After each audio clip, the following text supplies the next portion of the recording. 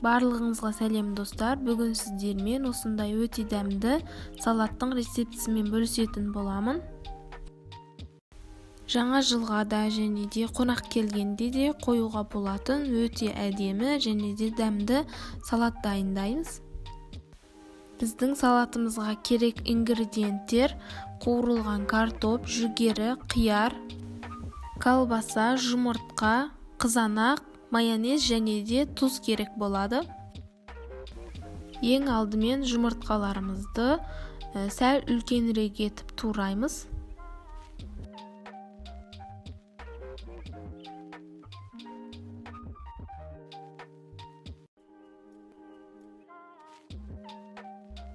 Ал енді қиярымызды осындай сопақша етіп турап аламыз.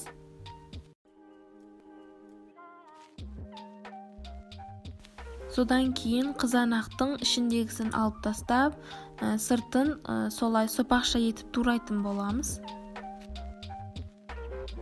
Өйткені бізге тек қана сырты ғана қажет болады, сол үшін сыртын турайтын боламыз. Ал енді колбасамызды ұсақтап турайтын боламыз.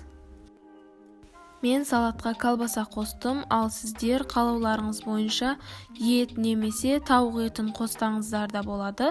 Ол да өте дәмді шығады.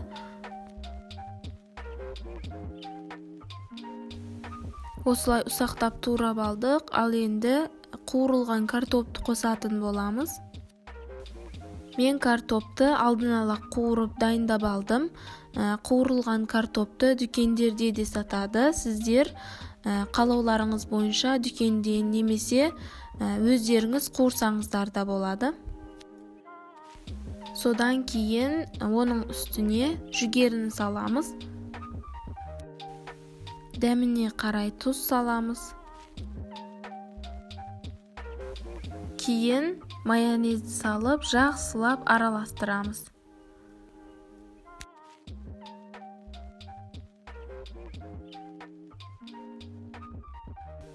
Бізде осындай өте әдемі және де дәмді салатымыз дайын болды. Барлықтарыңызға ас болсын. Менің YouTube каналыма тіркеліп, лайк басуды ұмытпаңыздар.